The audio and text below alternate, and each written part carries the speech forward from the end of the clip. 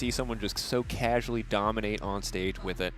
Very rarely actually the case. Bans for now, nothing too crazy. Poppy, Renekton, Jax, a lot of top lane focus, which does make a decent amount of sense. You heard again on the desk, discrepancy between the top laners, Kiaya and Robo.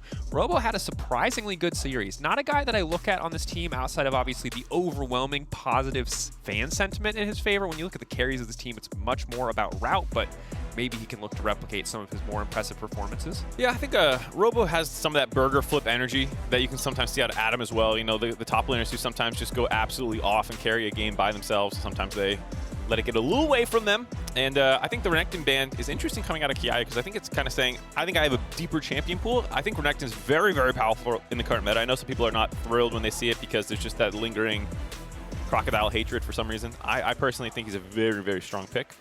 But this time around, Xayah. Yeah, Xayah, unsurprising.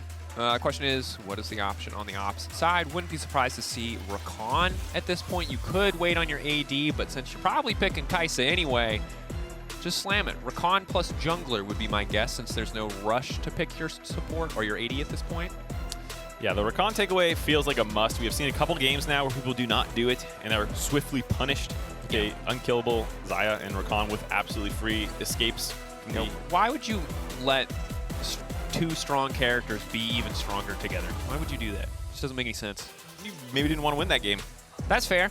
You never know. Sometimes you just pass on the wins. We talk a lot in competition about how both sides want to win. We rarely talk about the... But like, how certain are you of that how statement? Certain are you? When Am you I make that sure? statement, that's an assumption. Don't you just wake up sometimes and go, I want to lose? Based on solo queue, I would guess that a lot of League of Legends players do wake up and say that to themselves. But maybe that's overly pessimistic for now. The Doomer cast checking in. Yeah, the absolute nihilism. The cast. Nothing matters. Yeah, you can pick that, or you could just like not. Or you could just not. You could go to bed. You could just not lock in a champion and get kicked out and have to wait for 6 minutes. Get out of Korea, go home, lay down. Anyway. Yeah, so Kai'Sa Rakan, as expected, responding with jungle support on the opposite side. Again, Nautilus Lee Sin pretty standard. Lee Sin a champion who, as always in the history of Lee Sin, can be pretty feast or famine. I'm concerned a bit for Croc because, again, feels like one of the more unreliable components of the Loud formula, but a champion who, if you do show up, if you do pop off, can obviously be game defining. It's a big vibe champion. I think if you're confident playing well, you can style on people, and Levi has played the Lee Sin as well a couple times, so maybe also a bit of a takeaway there. The jungle meta feels a little in flux. I think people know Maokai is strong, and you have... No. Continue your point. Okay. I held up my hands like I was going to say something because I have a follow-up to your statement. Please okay, so I was just going to say, it feels like the power rankings might flip around in the future. I think Lee Sin can be strong. Jarvan is one of these pick ban champions, but now seems to be dropping in priority as the early stages have progressed. Are you going to lean more to the skirmishy ADs or just fall back to tanks like Sejuani and Rel and Maokai in the future? It doesn't seem clear to me quite yet. Yeah, and I will say that historically, at least from my memory, jungle is often the fakest champion pool in plans. We see a lot of creativity there. We see a lot of left hooks, a lot of things coming out of nowhere that disappear entirely once we head to Swiss or groups, obviously in the past. So I wouldn't be surprised to see drastic changes as we do kind of step up to that higher level of competition. But for now, Lee Sin has looked solid. J4, the other big one, not surprised to see it banned away. The Spear of Shojin build, dumb. Feels really good. I played it yesterday in our game. Yeah. Just endlessly EQing. Should he have EQ'd out at some point into the turbo? We don't talk about that play. No, he didn't want to. He just kept EQing, just forward, endlessly. Brain off. That's all you play J4. And it's damn strong. If you haven't played it, haven't tried it out yourself, even on 1320, get out there and do it. Live your best life. But Nico going to get banned away as well. Mid lane focus here. Olaf, I guess, to shut down a potential option into the Cassante. Yeah, Robo played a fair amount of Olaf at MSI as well. It was one of his better performing champions. Him and Broken Blade were making that thing look disgusting in plans of MSI. So maybe a little bit of a scar tissue from that series that GAM had against Loud back in the day. Yeah, and I think if you are GAM and you can kind of, maybe cut out some of these crazy variables, Kiaya is overall the player that you would favor in the top lane 1v1. So take away kind of the crazier options. Take away the champions who can disrupt the status quo. Olaf is one of them. Vi also going to hit the bench. So really just trying to limit reliable engage options for Levi. Don't worry, there's more in the tank. Oh, man. All right, Nocturne going in. Against his eye is always going to be a bit tricky. I like having the Nocturne, the Kai'Sa together. Nocturne obviously lacks immediate reliable CC to set the Kai'Sa up, but when you have a Rakan as well, it's going to be tough for Route to play the game. And Route was the standout player, bar none. Very clear to anyone watching the game, this is the guy that you want to shut down, and now GAM certainly have the tools to do it. Yeah, he has the first pentakill of Worlds already at the 3+. Everyone is crying if they didn't select that for their pick'ems. And the Levi Nocturne is one of the greatest games of League of Legends ever played. If you go back to, I think it was like Season 6 when he busted out the super fast clear. Oh, no. So that was we were in Wuhan, and it was I want to say 2017. 2017? It was Levi, correct? Yeah, he was level 6. Everyone else on the map was level 4 or 5. Bot lane wandered in with Galio to help him clear. Big mistake. Wild times. That was a very fun era for GAM. That was the initial rise of GAM. Yeah, a lot of those crazy strategies. And the VCS as a whole was this region that was unbelievably bloodthirsty, that was creative, and had the mechanical skill to pull those off. Yep. I think if they ever make a League of Legends, Hall of Fame history, greatest moments of LoL esports, that game needs to be in there as one of them. Yeah. I mean, I'm constantly impressed by the innovation that can come out of the VCS. I don't think we're getting quite as much of it. Tristana would have been interesting. Tristana Kai'Sa, obviously the premier double AD composition, was hit pretty heavily coming into Worlds, just between nerfs on both champions as well as Ivern getting taken down a peg a little bit. But now instead we have the Victor, who I'm going to be honest, doesn't fit into this composition at all. Victor says, please come to me. Everyone else on GAM says, let's get in there. So a bit awkward and loud. I think a much more stable, much more balanced composition in terms of what they want to be doing. I think it might be the first Victor of Worlds as well, if I'm not mistaken. I might have missed one, but I think this is the first time we've seen him locked in. And he is a little bit lower down the priority list of control mages that most people see. Orianna taken off the table, but most people would assume you go Azir next. Sure. You can play Azir into Ahri, maybe Victor, slightly better individual matchup. But like you said, the mid to late game team fighting for the Victor is going to consist of press R and put it on the target that we're trying to kill and hope it goes forward enough, because you do not have the easiest tools to follow up on Nocturne, Cassante, Rakan, Kai'Sa. And if you are in a situation where people do come into you as Victor, Victor is really fantastic. When you're ahead, he often feels sort of like this almost bruisery mage, given how many little movement speed steroids, the shielding that you get coming in from the Q. He can be very powerful. It's just so rarely in pro play do we see that situation take place. There are 3 melee champions on the enemy team. There is a world where the Victor can pop off, but we're just going to have to see what it does. In the meantime, on the opposite side, you've got great setup. It's not a Lazaya. You know what you're getting. It's Ahri in the mid game with Charms alongside a Lee Sin. Early to mid game is going to be explosive. Is it going to be enough, though? Because once this Nocturne gets online, it's something we're going to have to keep track of. Remember, this is do or die series. Looking to move ahead to a best of 5 tomorrow. Does have the luxury of best of 3. Can't afford to lose a game, but want to come out swinging.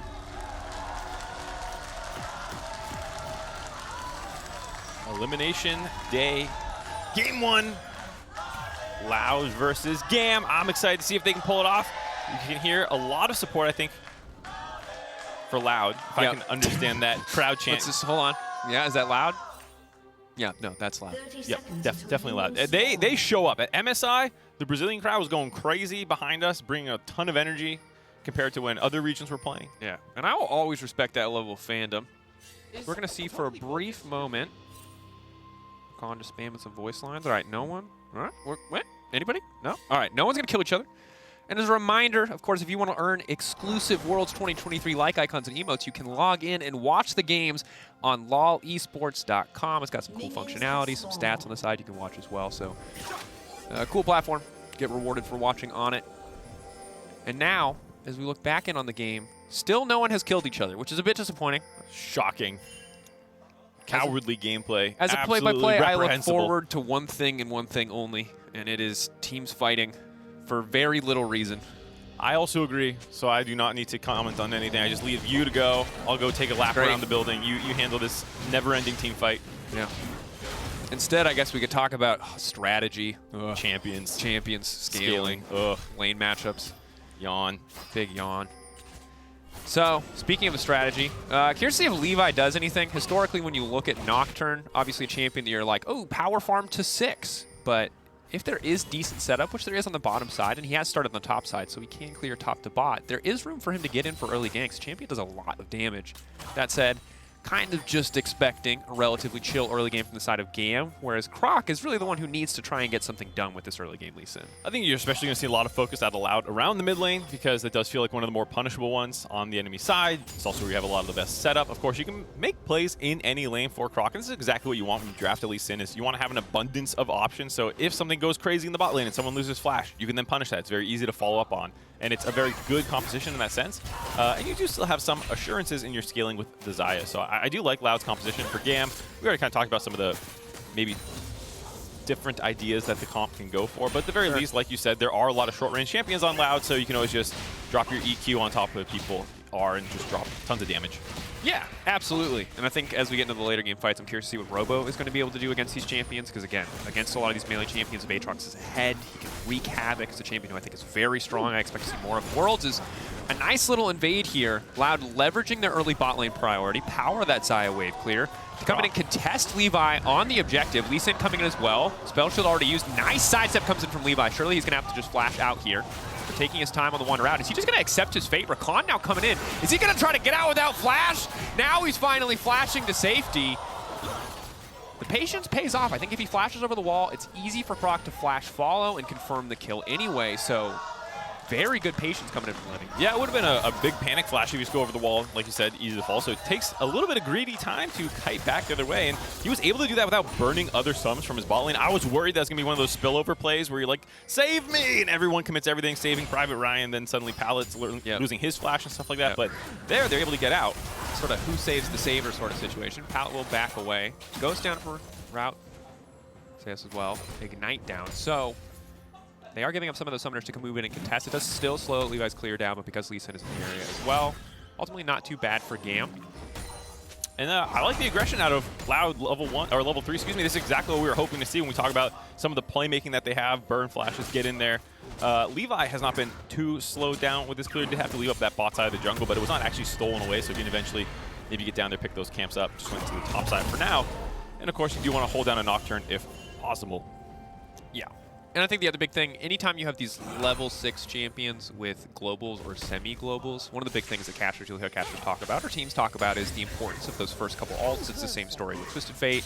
It was the same story with Pantheon, although less so last time we saw him in the meta. But those first ults are really impactful because the cooldown is so damn long. If you don't get something out of it, this ult that you worked to for so much of the early game, amounting to nothing, just makes the champion feel completely worthless. So again, tracking the Nocturne, tracking that level 6, but Loud get lane prio again, this time knowing that they are safe to do so. Walk in, they take the camp away. So now, Nocturne, a camp behind with no new camp to be replaced. We'll have to invade if he wants to get some of that back. The positive side of this for GAM is that Kiaya has known where Croc is this entire time and seems to have been able to use that to get a lane advantage. Training his health for routes overall could be positive, but again, there's just not much of an angle here to get anything done on the bottom side as of yet. Nope, just trying to punish Slater over and over. That was one of the big areas that Loud got some advantages in their first matchup.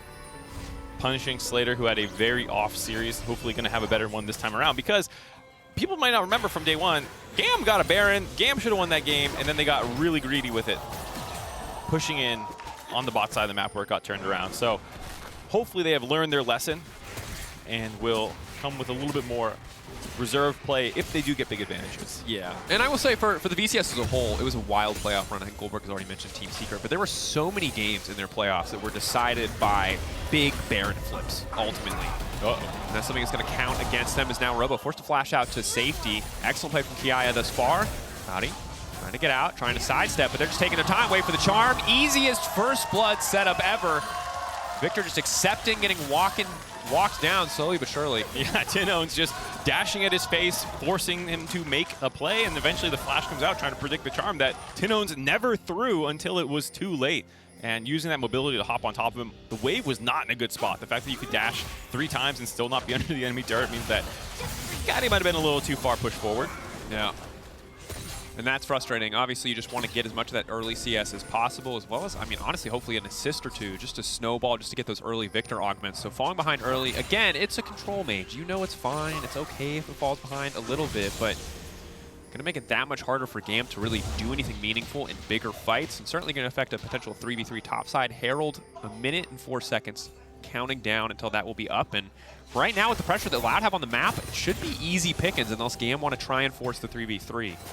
Yeah, we'll see how they want to do it here. Crashing a wave right now, Loud, means that they can get a little bit of chip damage down this turret, get your first couple plays, then maybe get a reset off and move to the Herald. See where they want to go around the map. I gotta say, Kiaya did get that flash on the top side, so it's not all true for GAM right now. They do have one part of the map that is at least winning around 15-ish CS it's been bouncing around for Kiaya. But now Croc wants to get involved with a pink ward that they drop down, so they know where Levi is and what he's doing exactly. Levi now sees the Lee Sin in his jungle. Pullback gonna come through. Now the Q2, Q3, big damage, and again, clean and simple. Loud, just walking into these kills. They're not burning flashes. They're not getting over aggressive. They're not wasting cooldowns. They're just making it happen in the enemy jungle. And I gotta give credit to Robo there. He started that play off about a minute and a half ahead of time, running to the enemy jungle, dropping a pink ward down so they knew exactly when and where Levi was. That ward was not swept out. You can still see it there in that part of the map. And very easy to go ahead and now combo that with that Rift Herald, though Kiaya is trying to do his best to stop it. Checking in on the experience, Levi the one that you need to watch. He has been delayed from approaching level 6 at this stage. Once he gets that, maybe they have the tools to contest, but there are no camps here for him to take. This is a spectator Rift Herald. Levi's in the area. He's clearing out the vision. GAM came to watch for a minute, just so Loud could show them how it's done, but yeah, sadly, we see there's you, no bro. reason. Nah, one of those plays. It's a difficult situation. If you go bot side, you're 100% conceding it. You think maybe if they fumble something, we can make a play, but there's no play to be had. And for now, Loud playing much cleaner in the early game. They are leveraging the priority that they have in lanes. They managed to make plays despite a losing top side, but now the counter punch coming in from GAM, the flash out from Nautilus is good. Oh. And ultimately, first Nocturnal traded for a Nautilus flash is a damn good deal for Loud. And Levi actually burned his flash there as well. Looked like he was trying to prediction flash over the wall to get the fear on Nautilus, or was maybe trying to flash to the other side of the Nautilus for the fear to push him further up the lane. Either way, though, the fear was not that close to going off. Nautilus gets the wall, gets the flash out. So Zeosh not just eating Levi's ultimate there, but getting his flash out as well. And like you said, you hear casters talk about it. I'm going to do exactly that. You want? Tell me, Mark, when you have a global or semi-global champion, Dracos, You want it to go well. It's a long cooldown on that ultimate. And now he's going to have to wait for it to come back up before he can do anything. And often in the past when Nocturne was popular, you would see them rush Lucidity boots just so they could have it up before their first ult for that nice chunk of ability haste. Levi has no such luxury. It's going to be a year, 2 years maybe. He'll have children. They'll be working their way into preschool by the time we see another ult. Maybe even kindergarten. It's going to be quite some time before we see that ultimate up and available. As Board Drinker coming out for Lee Sin on the opposite side. This is bad. Again, it's only a 1.3k gold difference at this stage of the game, but GAM can't do anything. No, not really. Like, maybe you can go to Kiaya's lane and get some advantage there. And it is, of course, nice to have your Cassante winning, you know, but he's not going to be as powerful as Route, who's just free farming the bot lane, grabbing turret plates just for existing and having shoved, basically, and winning lane phase against Slater for the second series in a row. Slater has to be careful here. Chaos going in the hook. Now 10 ounces with the follow-up. Dash out to safety. Fancy. Oh, 10 ounce! Taking down Slater. It must be Rain and Blood on the bottom side. Caudy next on the menu, but he manages to get down a nice gravity field. Locking up 3. Good damage back onto 10 ounce. Trying slowly but surely to cut through the R, and he's going to get him. The max range death laser. He might be a little early on the spell sheet. It might not matter, however. He's trying to use him as a hook out to safety. Croc committing to the play. He's got the War Drinkers available as well. He wants to finish it, but again, the gravity field. Caudy, W after W. He's taking his time, 1.5 seconds, but he's got all the time he needs. They're stunned every single time. Robo gonna get some plates back, but nice counterpunch from GAM. Making it work. We were doubting the Victor a little bit in the draft if it was going to come through, and if there's a turret dive that you can teleport into and help turn around, that's going to come up big. Getting those 2 kills, he is a very strong scaling champion who might be able to stuff these dives from Loud if they keep coming in. That was a nice turnaround there. Did cost a lot of resources, though, out of GAM, giving Robo some free time to catch up in the top side of the map. Still a pretty net even play at the end of the day. Yeah, but it's little moments like that that we need to see more of, at least punishing some of the more aggressive plays from Loud. Respect to Loud for trying to snowball their advantage, and clean play initially from Tinones, but GAM making sure to punish, making sure that it just doesn't get too out of control. If you do not get those counter kills there, I think the entire game just starts to fall apart. We're only 12 minutes in. Plates are still on the table, and I just feel like any mistakes you make as GAM are going to be incredibly costly. Yeah, I think one of the biggest things when looking at professional League of Legends is for the backbreaker play, the thing that fully breaks the game open, where you can no longer contest anything except for when people make a big mistake, it would be the Dame Aelin to Lororic backbreaker. Yeah, that was one of those the plays. real ones who get that reference. Yeah, you're a real one. That was one of those plays where if you don't get those cleanup kills and you just dive the bot lane, get a bunch of kills, and then break turret bot lane completely open, suddenly GAM has no place to make the rest of the map. And the fact that the Victor does get 2 kills keeps them somewhat relevant in this game, though still on the back foot. Yeah, and I think it's going to be important to track to see how GAM set up, if they can set up around these objectives, because that's when Victor's going to feel powerful. If they're wandering into objectives late, they're not going to be able to do a lot. Herald is going to charge here. Some nice money to have. Ulti coming out. We saw this play just a couple minutes ago. Robo once again able to make it out to safety. Pull back. Kiaya now going over for the follow-up. Knocks him down. The desk called it out. We see it come to life on the top side. Kiaya finding the solo kill. Yeah, Robo thought he was out, had his flash up, would have needed to flash the Q3 to get enough distance. That knockback keeping him in range for Kiaya to just go over the wall. Also had his flash. That's why you would need to flash the Q3 to get that extra distance. Not able to get it done, but Robo doing top lane things. Losing lane, winning game. We're chilling, absorbing pressure as we get the dragon. Yeah. Ooh, and this is a play we got to take a look back at. Watch Tinones here. This is what's sick nasty. Oosh! The Ahri flash forward pull back on Q. Second part of it, very nice. Yeah. Here, kind of caught him in a rock and a hard place. He could have ran down, I thought, to get further away from Victor's gravity field. It does scale on speed based off distance from Victor, and so if you ran south there, but then you'd be just running into the waiting arms of the Gasante. Chose not to do that, and almost saved Levi there. Not able to get it done. Back's alive. Up coming in. Pallet locked up. They've got too much damage, but Rakan got a stopwatch. Is it going to be enough? He is able to make it out to safety. Well played by Pallet to survive. Forced to burn an important cooldown. Manages to walk away with his life. That said, the tower, are they going to have enough tools to protect it? And again, we're in a situation where Kiaya forced to come bot lane to protect the play, and Robo, the one who benefits. Robo, the one who's going to get some time alone on the top side with this tower. Yeah, you look at the CSD at 14 suddenly. Hey, pretty even lane phase, guys. Look at the stats. Don't look at the context. Robo went mostly even. 1 death, whatever, that happens. Otherwise, he also had that great pink board. Look, man. MasterCard lane economy snapshot. Bam. This is the moment where we took the picture. Tiny lane gap. Therefore, 220 gold. This is bam. The beauty of a snapshot. That's all we care about. Yep. It's like the post-game screen where your AD carry is 9-1, despite the fact that they were 0-0-0 for 30 minutes. Doesn't matter.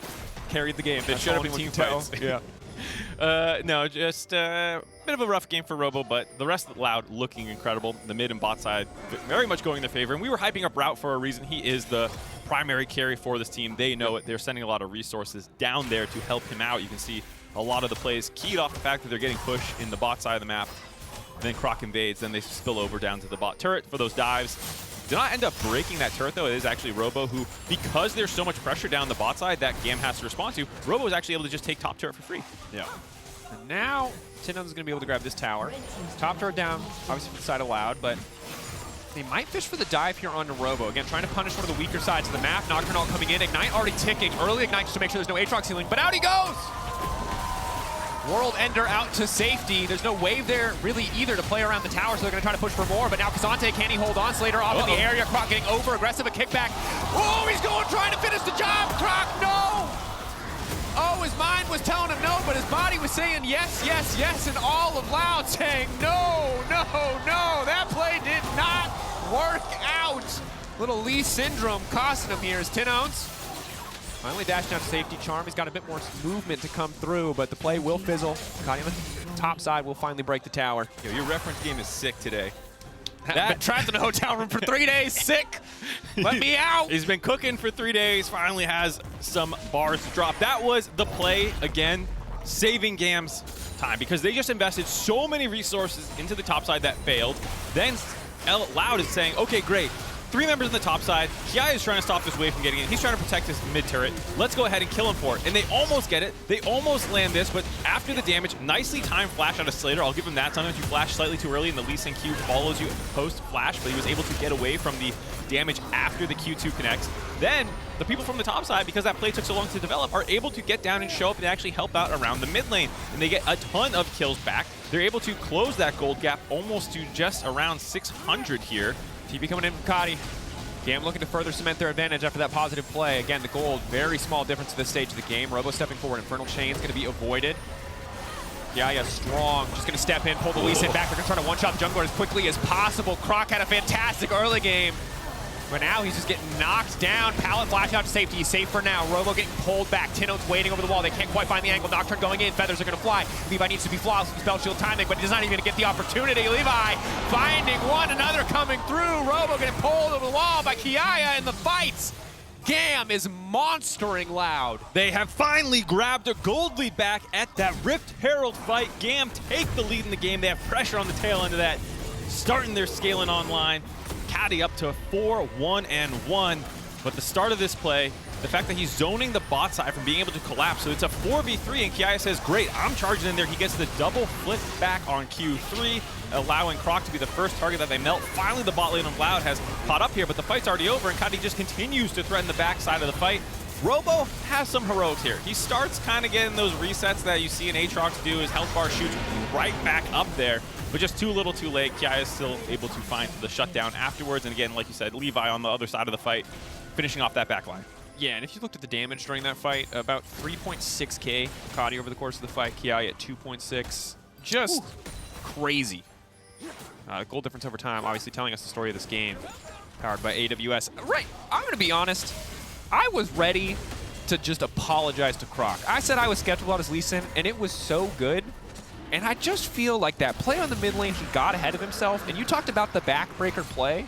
And I think that into that fight we just saw was the backbreaker play. Except Croc broke his own back. It's like he just jumped onto the other guy's knee. Or it's like when you have the guy right over the head and they do that weird spin thing down and they flip it around, suddenly you're flipping the other guy on his back. I don't know what that's called. I haven't watched enough WWE. Someone else can let us know. Stress is somewhere watching Stress, this. yeah, if you're watching, let us know. But that sucks for Loud because again, I felt like their early game was pretty immaculate this game. Yeah. Pressure across the board, clean ganks, simple plays.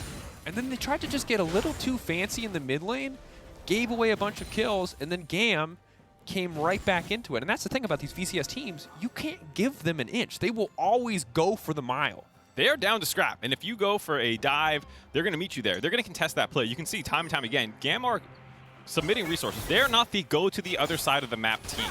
There are some teams, when they fall behind, they start trading objectives, they try and scale, they try and stay relevant. GAM, and generally speaking in the VCS, they are the scraps. They're ready to go, oh, you're going bot, we're going bot. We're going to cover that dive. And it puts a burden of mechanical execution on you to actually convert on those plays. And should you come up short, they will punish you. And that's how they got back in this game. They contested on the bot side, they kept it close. Mid lane, they finally flipped it around. Then here at the Rift Herald fight, third fight in a row, that GAM was able to come out on top. And Loud's comp is admittedly kind of difficult to play. If you're not landing charms, if you're not landing the kickbacks from Croc, if you're getting split in these fights and not assassinating someone out the gate, you're going to do less damage than GAM's composition, just fighting front to back kind of, and with their backline flying in. Yeah, and it's going to be tricky, because ultimately, where are you using that Lee Sin kick? You know, who are you kicking? Where are you going to find that angle and that opportunity? It's difficult to find a meaningful impact. And Croc, once again, caught out here. Herald has been utilized. Ignite now ticking, just barely able to heal up. Nocturne ult coming in, but won't be able to find a target. Looks like he dropped out of vision just in time. Pal stepping forward, just maybe hoping to catch Croc out. Of course, Lee Sin lifesteal buffed coming into World, so was able to heal up pretty quickly on the camp there. But mid lane tower broken open, and this is where the game starts to get a lot easier for GAM. Tino's fishing for these picks, and I think this is what Loud have to do to try to find a way back in. Yeah, I like Loud stepping forward here with the amount of resources that were kind of used to find the kill onto Croc. Multiple ultimates down, 4 of them, and not finding that kill gives Loud space to finally step back forward, get involved, start clearing out this vision. But the way that they're going to win this game is most likely through pickoffs, which means you're going to need to find avenues that are not warded out by the enemy team to find those backline targets like you're saying. You're probably trying to kick the Kaisa or the Victor if you can ever find them without the rest of the team around them. Go for them. If it's straight team fighting, if you're just meeting it up at objectives, it's probably going to be GAM favored. Certainly is. And I think this puts even more pressure onto the players featured today in our featured matchup presented by Mercedes-Benz, Route and Slater. You know, for Slater, I think his life is easy now, because in the laning phase, Route absolutely was getting the better of him. If that had continued, you would expect the Xayah to take over fights, no question. With Slater, as much as he's the focus, the center of attention, the rest of the team have now made his life so easy because he doesn't have to be the superstar in fights. Yeah, he just gets to leap into the backline, try and one-shot an Ahri, maybe a Xayah, or just hit frontline. He's going to be chilling. He is chilling, and you can see the Quick Blades, Kraken Slayer build. There's been a lot of debate about the right Kai'Sa build. She's a champion that can kind of build anything, but of course, that doesn't mean it's optimal. Sure. And in this game, there's not a ton of frontline to punch through. Robo is sort of the tankiest, but that's more through like drain tanking than resist or anything like that. Yeah. But was behind in the game, and so did not go for the lethality build, which I think I personally like a lot. If you're ahead or there's not that many tank champions, go in there, blow people up, especially with this kind of composition. I think it would have made a lot of sense. But being more DPS oriented here this time around, more front to back, kind of working with the Victor kind of identity. Yeah, I think I like the adaptation coming in. Obviously, Quick Blades, Kraken Slayer can be strong overall, but the TP behind here. GAM looking to further press their advantage. A second TP now coming in. Nocturne to sow a little bit of chaos. Rakan immediately going in, but the feathers fly up, and so far the disengage has come through. Caddy immediately going to try to flashback out from round. The entire team forced to disengage. It is Robo versus the world, and Robo's doing all right thus far. Kicked over the wall. Croc now re-engage coming in. Tinones, one more charge left on the dash. Needs to get the kill, needs to get the resets. Robo on the backside, maybe he can do it. Tinones going forward, wants to find the kill, but again, despite all of their efforts, Loud cannot find the angle, and it is all falling apart. They managed to get out, but they try to commit again. They try to turn it back in their favor. And at the end of the day, GAM stopped them in their tracks and set their sights on the Baron. GAM brute forced that fight, multiple teleports, the Nocturne ultimate, and honestly, Loud did a great job kiting that out. And there was a moment here where, again, we talk about the mechanical barrier of execution of this composition came up just short. Here, excellent ult out of Route to stay there, make sure he doesn't get charmed up by the Rakan. They managed to kite this one out. Route's threatening the backside. Here, Kati is going to get kicked right as Tinones dashes in with his Everfrost. And the miss of damage there, the fact that they were not able to actually just land that combination of the Lee Sin Ahri together to get that kill, to get the reset, to then charge through the rest of the fight and potentially meet up with Robo, who was on that backside that entire time. If you get that first kill on Kati, you can probably reset most through the fight and actually maybe win it, or at the very least, do enough damage to stop the Baron going down. That does not happen. GAM is now completely in control of this game. And it's wild to see how quickly this game has turned around and how well GAM are now playing with lead, because again, the early game was rough. This Nocturne looked pretty useless, but now is looking very relevant in these fights, especially when Loud have to burn so many cooldowns just to get away from the initial engage. It's kind of a field day for Levi once he sees these immobile carries, cooldownless. And just run in. Blue Trinket going to spot out the dragon happening. Not a lot to be done here, but again, Loud were able to grab a dragon early in the game, so it is not sole point. Kiaya stepping up pretty fearlessly. Good poke coming through here, but GAM trying to bully their way back to mid lane, just take control of this wave. Off on the flank is Pallet. Is Levi. Ult's available. And they fish for the fight here. Tinones walking out, marking the flank, spotting it, but Tinones Didn't see him. Didn't see him. Clean play around the vision, and instantly it just goes down. Flawless coming in from Slater there, as now the fight's going to continue. A bit of a slow siege here. The kick back, the knockup going to deny it. It's going to stop it, everything again. Loud cannot find the angle in these fights. Route's still standing, but everyone else is falling down. Robo trying to buy space for the 80 carry. But Route's just not allowed to play the game. There is no room for the Xayah to maneuver. The featured matchup be damned, he does not matter.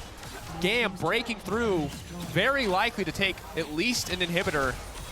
Will not be able to push for the win. It's just too early in the game. Yeah, 15 seconds on death timer's not going to be able to get through both Nexus turrets afterwards. We'll see if they can even grab the inhibitor. Looks like they're going to back off for now after Route has healed up there. And Palo was in the flank wanting to go, but his ult was just seconds away from being up. And it took too long, so he abandons the position. And I think Tinones was just totally focused on mid lane, not even looking where his champion was going. Can we see the vision here? He's just walking right at him. Yeah, he's right just not looking. You said he just didn't see him. I thought there was a vision bug. No, I mean like literally his camera was in mid lane. And this is what's frustrating if you're a Loud fan, is this was almost a perfect early game, but the hands weren't good. The brain has been pretty good this entire game, but just these little mistakes everywhere, plaguing this game for Loud. This is not how you wanted to start the series. Yeah, you can almost feel there's like this slight moment of hesitation out of Pallet being like, am I getting trolled? Am I trolling? Or is he baiting me? Yeah, like, is this a trick? Is there someone behind him? But no, as soon as that ultimate came up, Pallet was able to go flying in there. He's had a very good game, 0, 1, and 10. Had a rough lane phase, him and Slater. No doubt about it. There is something that they will need to keep an eye on going forward in this series. But at the very least, once they're out of lane phase, the two have looked monumentally better than the first time Loud and GAM squared off on day one. Yeah. And right now, short of GAM throwing, which reminder, they did do the last time these two teams played. They threw a big gold lead. It's feeling like the GAM victory lap. Slow and steady, most certainly. Still need to play it well, but they have all the tools they need to end this game in their favor. And Loud don't have the tools to turn it back in their favor unless GAM misstep. That's the painful thing about this is their tools were at the sharpest in the early game. Yeah. They were doing it pretty well, and then a couple just mechanical misplays over and over again leads to the point now where you're 7,000 gold down. They're starting to stack dragons on you. They got their first Baron, and now you're like, It's tough, man. Yeah. You're like, this is the finest Japanese steel blade. The greatest katana ever made. And you're like, so I hit him with the side of it, and you're like, no! The blunt no! side. You're bludgeoning damage. I just hit him right on the horizontal side where it's thickest. You're like, no, that is not how a How sword you wield works. that weapon, sir. Please stop. No. Taking a look at itemization, I love the Anathema's chains. Yeah. I'm such a fan of this item. It's just so frustrating. And when you identify that Route is the only late game damage on the side of Loud, as well as their best player, get this thing that makes it really annoying should your fear go off. And I love... Also, double Abyssal, because your Victor is fed, is the greatest like high-five teamwork moment I've ever seen. Is it excessive? Arguably. I was going to say yes. Yes. Do you need two of the same aura for champions who don't really deal magic damage? No. Is that Victor going to burn through everyone on an enemy team despite building a kind of weird tanky hybrid build? Yeah. I feel like somehow people finally realized what Abyssal Mask did. It took so long. This item has been stupid for so... I just want to say, as a long-time Abyssal Mask enjoyer, it does not matter what I think. The fight now breaking out. Route just forced to retreat here. GAM bullying in, but again, Loud holding the line pretty well. Have enough major cooldowns been burned that they can re-engage? The answer is no, because they need Route's ulti to be safe in these exchanges. Yeah, lost the Ghost, lost the ultimate. They burned a number of cooldowns peeling back. It was nicely peeled, but you get nothing for it. The enemy team, without Baron, is still grouping up and taking turrets in front of your face by threatening these kinds of engages. Of course, they did burn their own ultimates. You know, Pallet has to wait for his to come up and whatnot, but they're still buying space on the map. They're getting wards down. They're grabbing objectives. And now Baron spawning in 20 seconds. You can see them going for the reset. A little slow, but they should be able to get back on the map in time. And in the meantime, Loud is having to chew through so much of this vision that was already placed down. Yeah. Loud not even able to walk up confidently to clear mid out as Kiaya alone contesting this wave, so won't even have enough mid prio to come and contest that vision. This should cost Kiaya his life, but Loud just aren't confident enough to pull the trigger here, so Kiaya is winning the extended play. Robo now forced away, Pallet going over the wall, debating if they want to re-engage. Robo chunked out with no TP available. GAM's pick of the litter, kind of. Take whatever objective they want. For now, it will be the Infernal. It does mean conceding some of their Baron vision, but they seem unaffected or unfazed by that problem. Yeah, they have a lot of tools to get in quickly should the enemy team try to start that Baron in a trade situation. Obviously, Levi on Nocturne can fly across the map. Same thing for Slater on Kaisa, so you just have Pallet running, zoning a little bit there by himself. The enemy team, or the rest of the team, burns down the Baron, then collapse if they need to. So nice little use of their potentially global abilities if they need to use them. Croc stepping up. There is some vision in the pit that is yet to be cleared by the side of GAM. Slater has Cleanse. Kadi has Azanias. It is very tough to start a fight and immediately win. You cannot just come up and sucker punch GAM. It is going to take some time. You're going to have to win the extended engage. And that's a situation where GAM are pretty heavily favored at this point, this kind of lead. Pallet once again on flanking duty. Doing a good job trying to wheedle his way through the vision of Loud. Getting it spot out on that pink ward. Goes a little bit further forward. And this is the difficulty for Loud, is that GAM is not just going to start the Baron and get super low and let you jump on top of them and murder them all. They're going to hover around that area, try and get you to face check them, look for opportunities for Pallet to catch you off on the side while the rest of the team has pressed forward into that vision to make sure they have not actually started off that Baron, because they do have a very, very fast Baron team here for GAM. If you do give them alone time, they can melt through it. Yeah, stepping forward. Immediately, they'll GAM pull the trigger. They try to find the angle. Levi on top of the back line. Everybody running. The entire team split. A beautiful pullback coming in from Kiaya. Croc now left all on his own, so Pallet gonna get immediately kicked out. Croc buying a bit more space for his back line, but he's already down. Slater ults in, and Kiaya does not care, baby. Get the Casante coffee pastas ready. This guy's making it happen, but Route desperately holding on, trying to fire back. Kiaya needs to be careful about stepping forward. Route, blast coming through. GAM still have priority access to the Baron. Ultimately, 3 taken down 4-1, heavily in favor of GAM. Will be their Baron.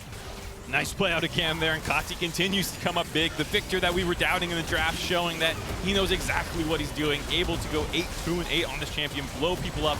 It was his damage that Robo was like, okay, I got my gourd drink, I'm ready to try and heal through this. Oh my god, my health bar. Started off by Levi, of course, going in there, kind of splitting the team up with the vision. A nice Q3 out of Kiaya, yet again flipping Robo back, and then annihilated. Katya and Slater comboing together there, and then it's just easy chase down for the rest of the team. Yeah. And Loud are just spending this entire fight running.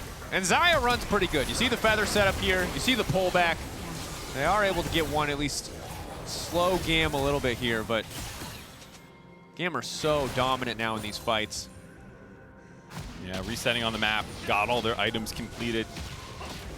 Grab mid lane inhibitor, group up on one of these side lanes. Feels pretty cut and paste for the end of this game now, unless there's a massive stumble around Nexus turrets.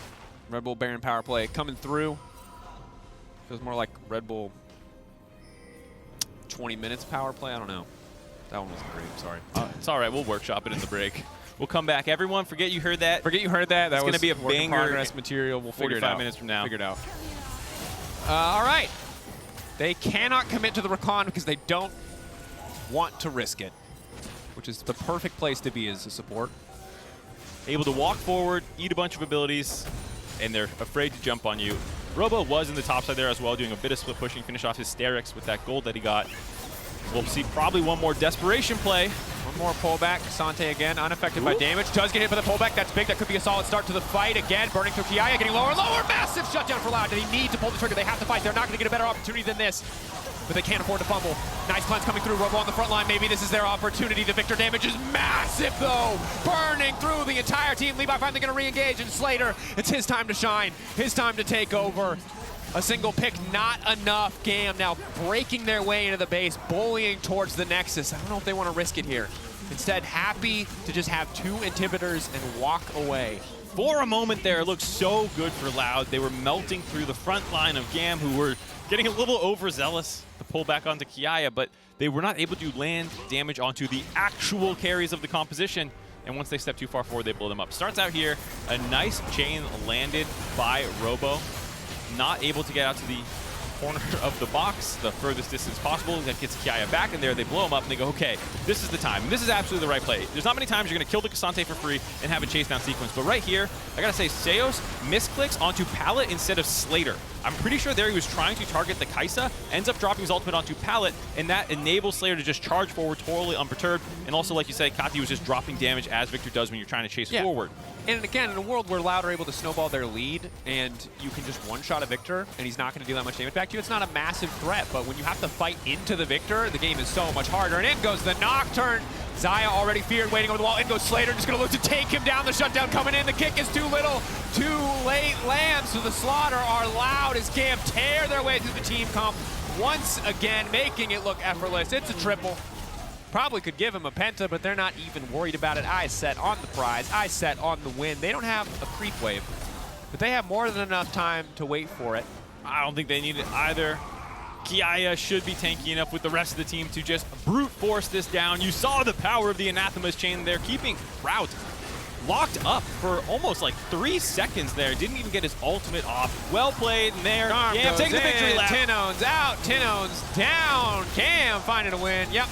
Reduced tenacity, infinite fear duration, powerful turnaround after a lackluster early game from GAM. Once they got control, they never gave it up.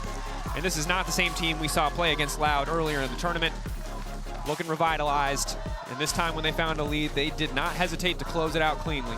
I think it's going to be a good series, though, because cast your mind back to the beginning of this game. Loud had their moments. They had a great early game. They had the plays. They were being proactive to win this game. Just came up short. We'll have to see what adaptations they make heading into game 2. If they want to double down on that and just say, hey, we play better. Or you say, let's take a little bit more scaling, a little bit easier execution should we not completely dominate the early game. There's a lot of choices here to make for Loud.